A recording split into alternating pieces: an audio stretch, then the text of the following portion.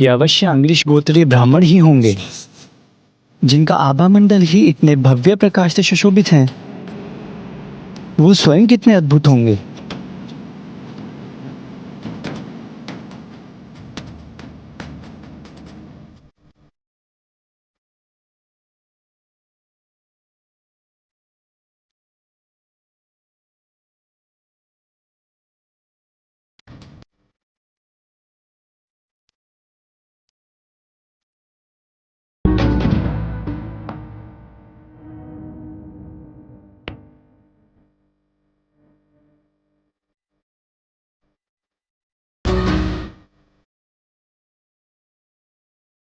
यदि मुझे आप सभी को पहचानने में कोई भूल नहीं हो रही, तो आप सभी अवश्य अंग्लिश गोत्रीय ब्राह्मण ही हैं ना?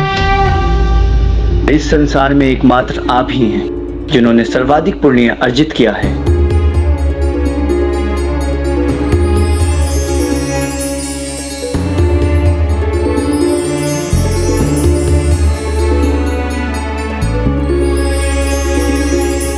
बहुत विचित्र आकृति और छवि है इन सभी ब्राह्मण देवताओं की।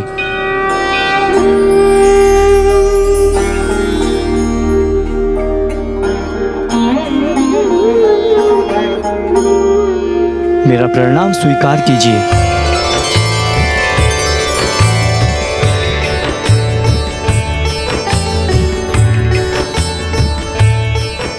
कौन हो तुम वत्स, और यहाँ किस आशय से आए हो?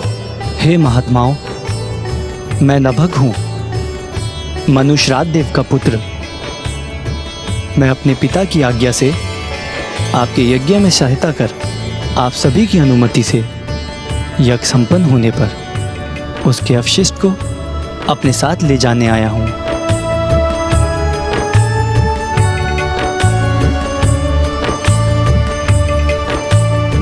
मैं तुम्हारे इस प्रस्ताव का स्वागत करता हूँ वत्स,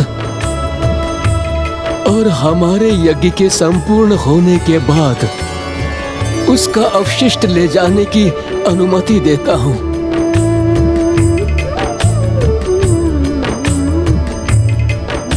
लंकेश, आपने तो कहा था नभग का वहाँ आगमन प्रभु के कृष्ण दर्शन अवतार का कारण बनने वाला था। ऐसा क्या हुआ था वहाँ? नभग से एक भूल तो हुई थी गौरी पुत्र। भूल? कैसी भूल लंकेश? नभग ने अंगिरस गोत्रीय ब्राह्मणों से अनुमति प्राप्त करते ही यज्ञ की व्यवस्था आरंभ कर दी और सभी ब्राह्मण देवता यज्ञ आरंभ करने की प्रतीक्षा में अपने स्थान पर स्थित हो गए। ओम नमः शिवाय, ओम नमः शिवाय, ओम श्री गणेशाय नमः, ओम अग्निदेवाय नमः स्वाहा, ओम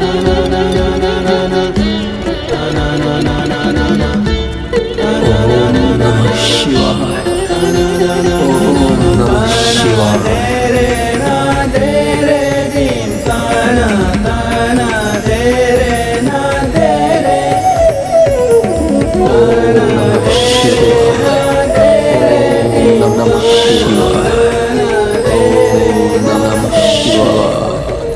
अद्भुत है इन ब्राह्मण देवताओं का दिव्य तेज जो इन्होंने अपने यज्ञ से अर्जित किया है। वत्स नभग, तुमने हमें इस यज्ञ को संपन्न कराने में बहुत सहायता कर अधिक पुण्य प्राप्त करने में जो हमारा सहयोग किया है, वही पुण्य है जिसे हम अपने संपूर्ण जीवन में प्राप्त करते रहे हैं। हमने इस यज्ञ से जिस परिणाम को प्राप्त करने की कामना की थी, वो हमें प्राप्त हो गया। अब तुम भी इस यज्ञ के अवशिष्ट को प्राप्त कर सकते हो।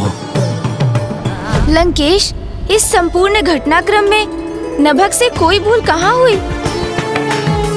उन्होंने तो यज्ञ भलीभांति संपन्न करवाने में ब्राह्मण देवताओं की सहायता की। उनसे भूल तो यज्ञ पूर्ण होने पर ही हुई, जब उन्होंने यज्ञ के अवशिष्ट को अपने साथ ले जाने का प्रयास किया।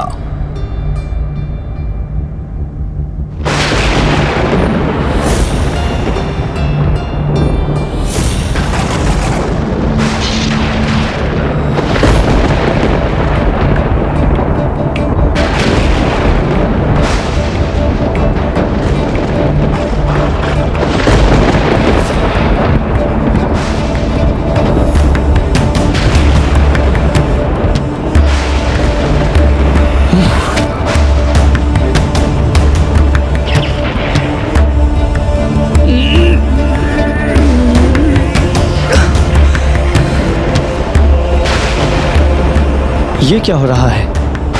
मैं इसे उठाने में असमर्थ क्यों हो रहा हूँ?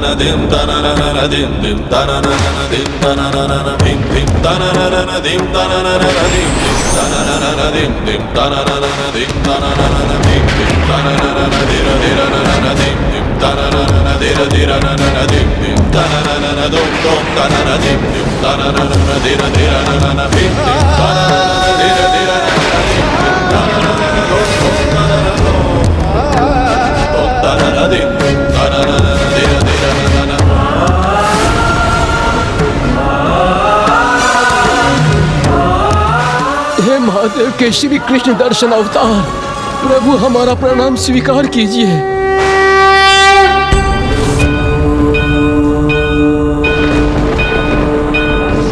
महादेव, प्रणाम महादेव।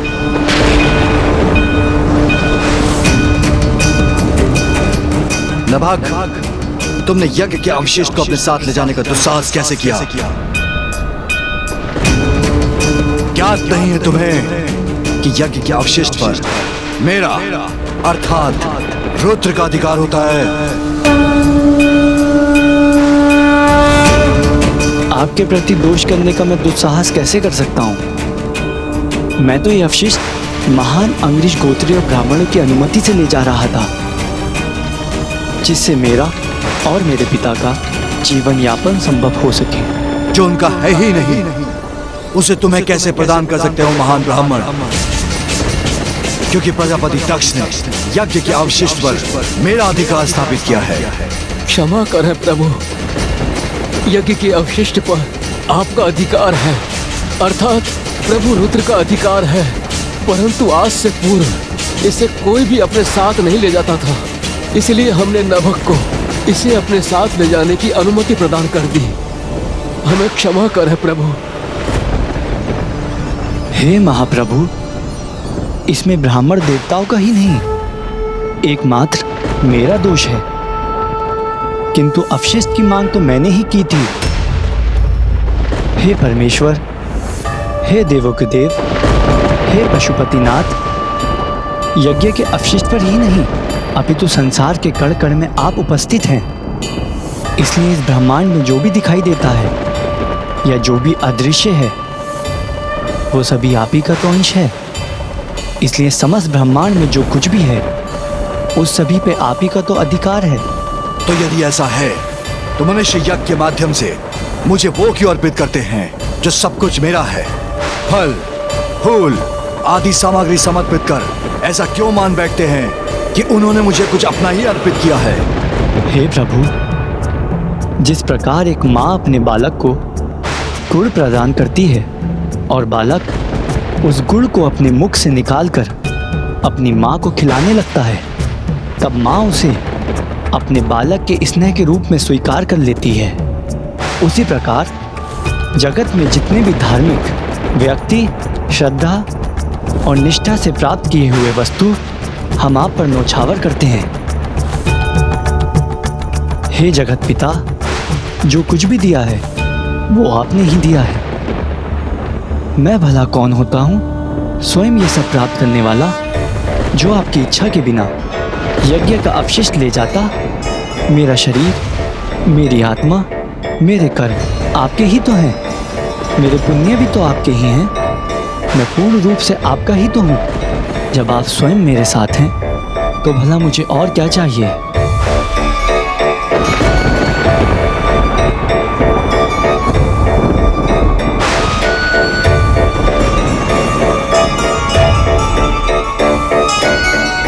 नभग, तुमने कितनी सरलता से बिना किसी दुविधा के उस यज्ञ के अवशिष्ट के प्रति आसक्ति का त्याग कर दिया, जिसके इतने श्रम के परिणाम स्वरूप तुमने प्राप्त किया था।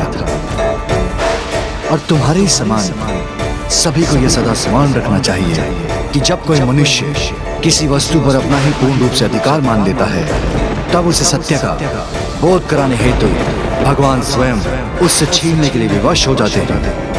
किंतु जिस प्राणी ने संसार में जो कुछ भी है उसके साथ स्वयं को भी मेरा मान लिया है, तो फिर स्वयं संसार की प्रत्येक वस्तु स्वतः ही उसे प्राप्त हो जाती है। इसलिए जो मेरा है वो तुम्हारा भी है। इसलिए तुम इस यज्ञ का अवशेष अपने साथ ले जा सकते हो पुत्र नभग।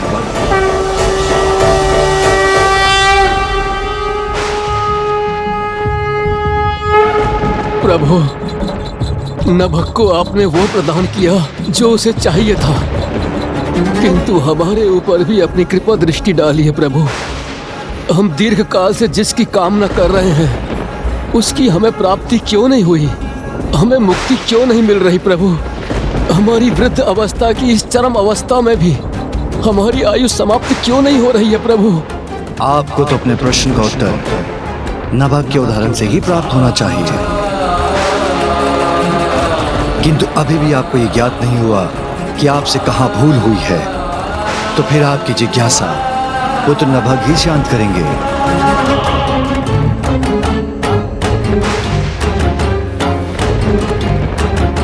हे ब्राह्मण देवता, मुझे क्षमा कीजिए, किंतु ये मेरा कहना आवश्यक है कि आपकी इस दशा का कारण आपकी आसक्ति है। आसक्ति? कैसी आसक्ति? पुत्र, हमारे पास है ही क्या जिससे हम आसक्त हो सके? पुण्य, वो पुण्य जो आपने आज तक अर्जित किए हैं, उनके प्रति आसक्ति भाव रखने के कारण आपने प्रभु को समर्पित नहीं किया। उन पुण्यों का फल तभी तो प्राप्त होता है जब हम उनके प्रति आसक्ति के भाव से रहित होकर उन्हें ईश्वर को अर्पित करते हैं। इसलिए तो प्रत्येक यज्ञ के पश्चात ये कहा जाता है, ईश्वर को समर्पयामि, अर्थात हमने जो भी आपसे प्राप्त किया है वह आपको समर्पित करते हैं प्रभु। जब तक आप अपने पुण्य की आसक्ति से बंधे रहेंगे तब तक जगत से कैसे मुक्त होंगे आप सभी? विधाता सभी को एक निश्चित आयु के साथ संसार में भेजते हैं, किंतु ये आयु व्यक्ति के पुण्य के कारण बढ़ती और घटती भी है। आपके पुण्य के कारण आपकी आयु में निरंतर वृद्धि तो हो रही है, परंतु शरीर तो समय के साथ दुर्बल होता ही है। इसलिए संसार से अपने शरीर को मुक्त करने के लिए सर्वप्रथम आपको स्वयं को अपने पुण्यों के प्रति अपनी आसक्ति से मुक्त करना होगा।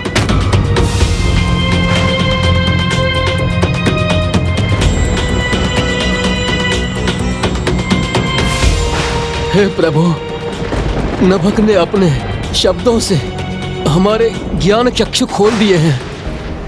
हम इसी क्षण अपने पुण्य आपको प्रदान करते हैं। नहीं, मुझे आपके पुण्य की आवश्यकता नहीं है। मुझे आपके पुण्य की आवश्यकता नहीं है। मुझे आपके पुण्य की आवश्यकता नहीं है। आप अपने पुण्य मुझे नहीं, पुत्र नभग को प्रदान कीजिए, क्योंकि वही उसको प्राप्त करने के योग्य है। आपकी पुण्य की शक्ति का उचित उपयोग एकमात्र पुत्र नभग ही कर सकता है, क्योंकि उसे किसी भी वस्तु अथवा सांसारिक सुख के प्रति कोई आसक्ति नहीं।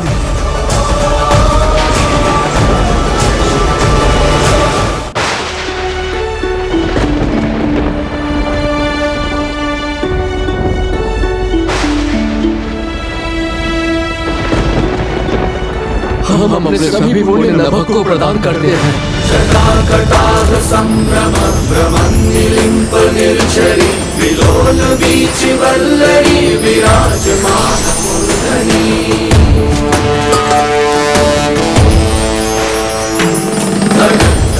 इस प्रकार मेरे प्रभु शिव शंकर शंभु के कृष्ण दर्शन अवतार का आशीर्वाद पाकर नभग को मात्र यज्ञ का अवशिष्ट ही नहीं अपितु पुण्य का सागर ही प्राप्त हो गया।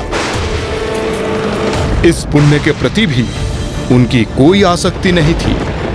इसलिए पलक झपकते ही जिसके पास कुछ भी नहीं था उसने सब कुछ प्राप्त कर लिया और वो चक्रवर्ती राजा बन गए।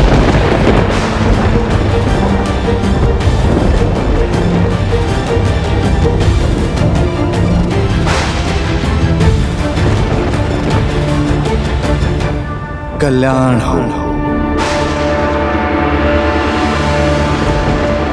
अर्थात लंकेश, प्रभु के इस अवतार से तो यही संदेश प्राप्त होता है कि कभी भी किसी को सांसारिक और भौतिक वस्तुओं के प्रति आसक्त नहीं होना चाहिए एवं अपने अच्छे कर्मों एवं पुण्यों के प्रति भी कोई मोह नहीं रखना चाहिए। अन्यथा जिसके प्रति मनुष्य जितना आसक्त होता है उतने ही शीघ्र उसे खोने पर विवश हो जाता है। हाँ गौरीपुत्र, प्रभु कृष्ण दर्शन अवतार ने उत्तम जीवन का अगला यही सूत्र स्थापित किया।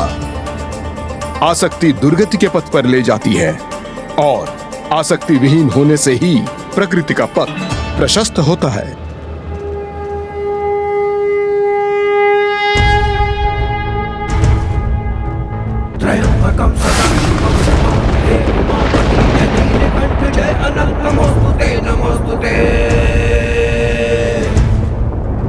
हो भोलेनाथ भक्तों के हो कष्ट से निवारते, ये सृष्टि सारी संकटों से भी है उबारते। ओम नमः शिवाय, ओम नमः शिवाय, ओम नमः शिवाय, ओम नमः शिवाय, ओम नमः शिवाय, ओम नमः शिवाय। जब राज्य विभाजन किया भाइयों को कुछ भी ना दिया, आज्ञा से पिता की ब्राह्मण यज्ञ को संपन्न किया। अवशिष्ट धन नभक को दे के ब्राह्मण जब चले गए, तब शिव जी वहां कृष्ण दर्शन रूप ले प्रकट हुए।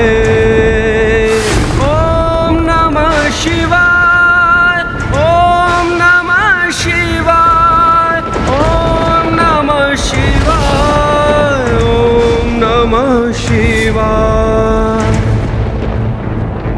प्रणाम प्रभु। प्रणाम प्रभु। कल्याण हो।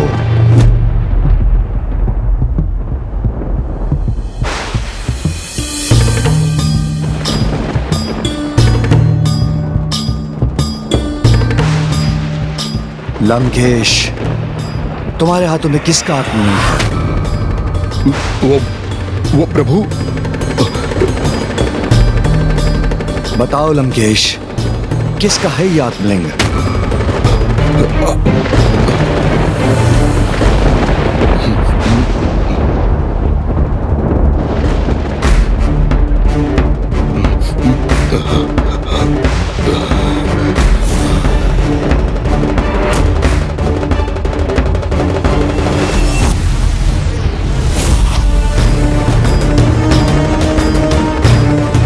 प्रभु ने इन आत्मलिंग को मुझे प्रदान किया है।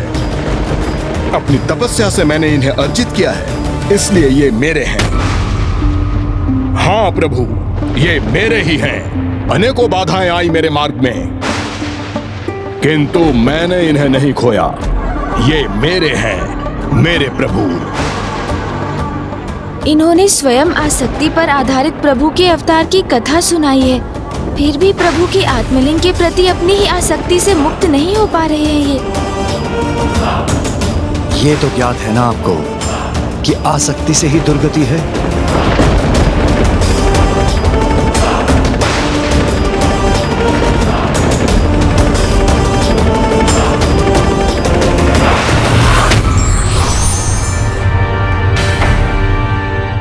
प्रभु ने लंकेश को संकेत भी दिया, किंतु फिर भी ये कुछ नहीं समझ सके। इसलिए सत्य ही कहा जाता है कि अहंकार में महाज्ञानी भी अज्ञानी हो जाते हैं।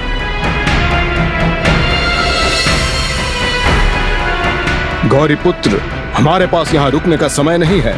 देखिए, सूर्यदेव पश्चिम की ओर बढ़ रहे हैं और आज के सूर्यास्त के पूर्व मुझे कोकर्ण को पार कर छलांग लगाकर समुद्र तट पहुंचना है और फिर लंका।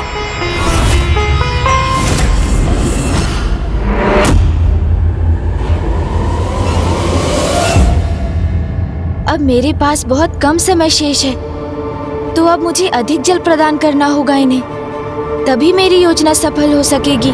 लंकेश, जल ग्रहण कीजिए।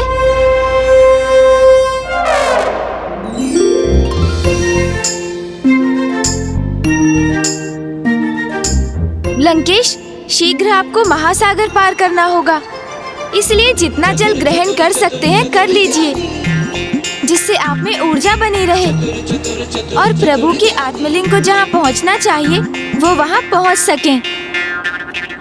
रुकिए मत लंकेश, और जल ग्रहण कीजिए, करते जाइए, तभी तो वो होगा जो मैं चाहता हूँ।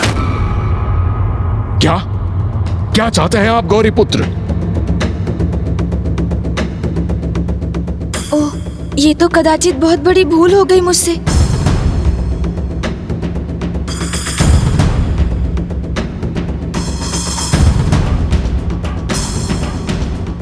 मैं तो बस इतना ही चाहता हूँ लंकेश कि प्रभु के आत्मलिंग उनके उचित स्थान पर पहुँच जाएं। किंतु उसके पूर्व आप मुझे प्रभु के अन्य अवतारों की कथा भी अवश्य सुना दें।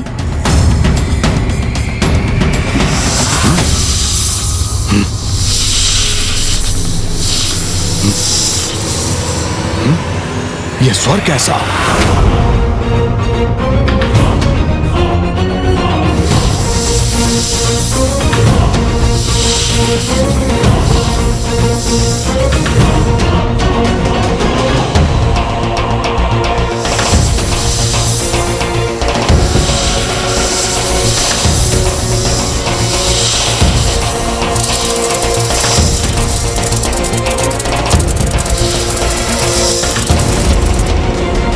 मुझे इस गिलहरी की सहायता करनी चाहिए।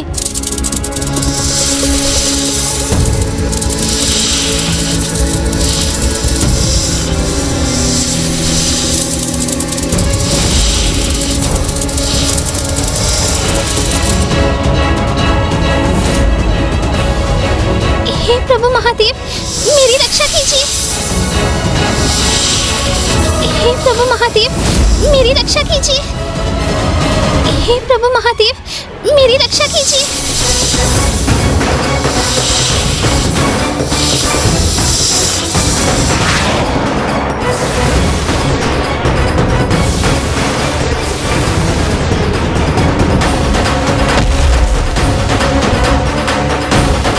तुम सभी सर एक साथ आए, फिर भी मुझे कोई क्षति नहीं पहुंचा सके ना। मेरी गति, मेरी सूझबूझ से स्वयं की रक्षा कर ली मैंने। स्वयं की रक्षा कर ली मैंने। स्वयं की रक्षा कर ली मैंने। स्वयं की रक्षा। देखा गजानन, जब तक उस गिलहरी ने स्वयं की रक्षा को प्रभु शिव शंकर शंभू की कृपा पर आधारित किया हुआ था, वो निरंतर उसकी सुरक्षा करते रहे। किंतु जैसे ही उस गिलहरी में अहंकार का समावेश हुआ और उसे ऐसा प्रतीत होने लगा कि वो स्वयं ही अपनी रक्षा कर रही है, तब वो प्रभु की कृपा से वंचित हुई। वो काल का ग्रास बन गई। जब आप स्वयं को ही सब कुछ अर्थात अपने भाग्य के कर्ता धर्ता मानने लगते हैं, तो ईश्वर का साथ छूट जाता है। तो आप ये कहने का प्रयास कर रहे हैं लंकेश कि जो ईश्वर पर विश्वास रखकर सदा उन्हें अपने साथ रखते हैं, ईश्वर भी सदैव उनके साथ रहते हैं। उचित कहा गौरी पुत्र। प्रभु के अगले अवतार से तो हमें यही सीख प्राप्त होती है। प्रभु के कौन से अवतार लंकेश? भिक्षुवर्य अवतार।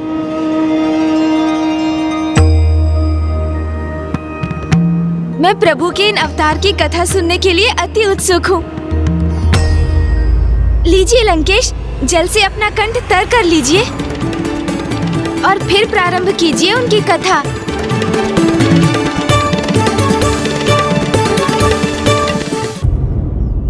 एक समय की बात है, एक अत्यंत शक्तिशाली प्रभु के अनन्य भक्त राजा सत्यार्थ हुआ करते थे। उन्हें यह विश्वास था कि उनके निकट के राज्यों से उनका मित्रवत संबंध है, किंतु राजा सत्यार्थ को ये ज्ञात नहीं था कि उनके निकटवर्ती राज्य उनके राज्य के समृद्धि से ईर्ष्या रखते थे और फिर इसी द्वेष के कारण एक दिवस एक समीप के राज्य की सेना ने उनके राज्य पर आक्रमण कर दिया। महाराज की जय हो।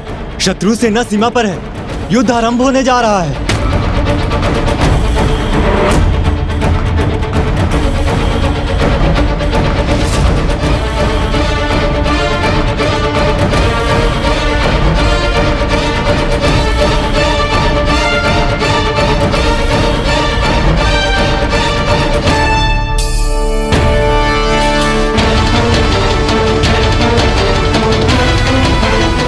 स्वामी, विजयी होकर लौटिएगा। और राजा सत्यार्थ बिना युद्ध के लिए तैयार अवस्था में ही युद्ध भूमि की ओर प्रस्थान करने पर विवश हो गए और दुर्भाग्यवश वहीं उनका अंत भी हुआ।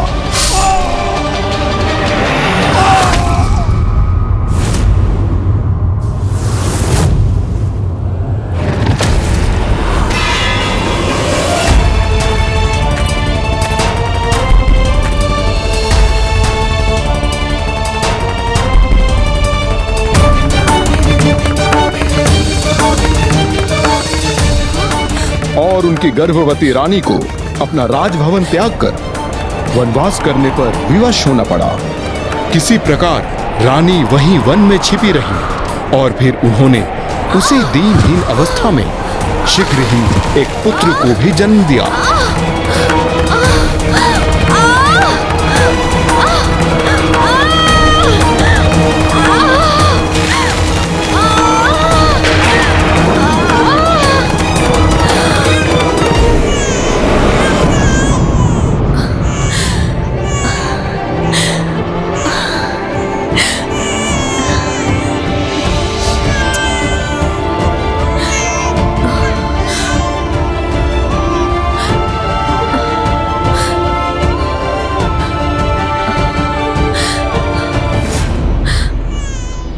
कैसी अभागन हूं मैं।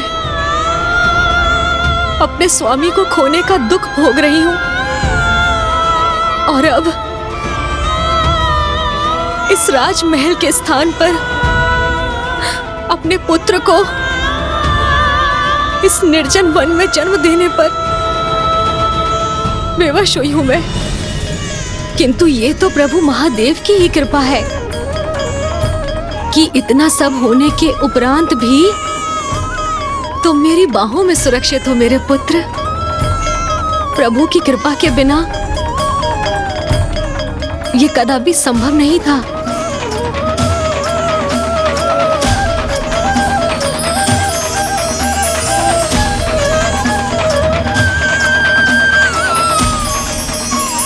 पुत्र, हम पर अपनी कृपा दृष्टि रखने हेतु यहाँ पर भी उपस्थित है प्रभु। मेरे प्रभु शिव शंकर है यहाँ हमारे साथ, हमारे निकट। जिन्होंने इतने कष्ट सहे, पति को खोया, राज्य से बहिष्कृत हुई, वन में अकेली अपने नवजात शिशु के साथ विचरण करने में विवश हो गई, फिर भी प्रभु पर उनका विश्वास स्थिर रहा। ऐसी माँ की प्रभु के प्रति निष्ठा तो अत्यंत प्रशंसनीय है लंकेश। किंतु अनिष्ट ने उनका साथ अभी भी नहीं छोड़ा था। उनके साथ जो पूर्व में हुआ था, अब उससे भी भयंकर कुछ होने जा रहा था।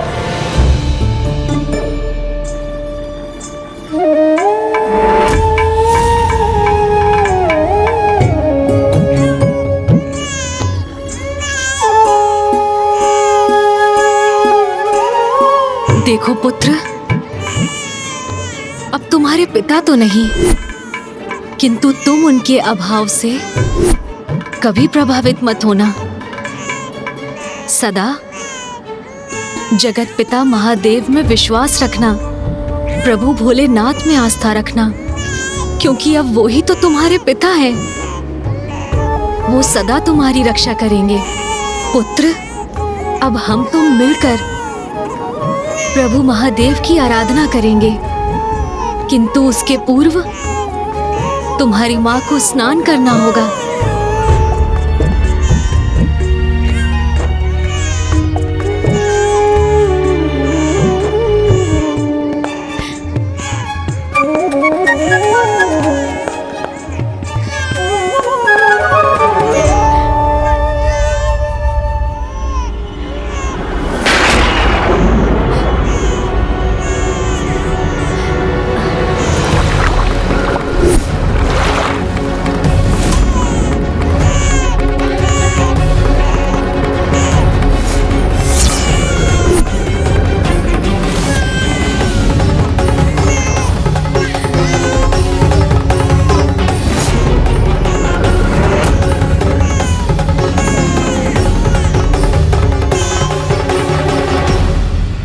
चिंता मत करो पुत्र, मैं तुम्हें यहाँ अकेला छोड़कर नहीं जा रही हूँ। देखो, तुम्हारे साथ स्वयं प्रभु महादेव हैं, इसीलिए तुम्हें कोई क्षति नहीं पहुंचेगी मेरे पुत्र।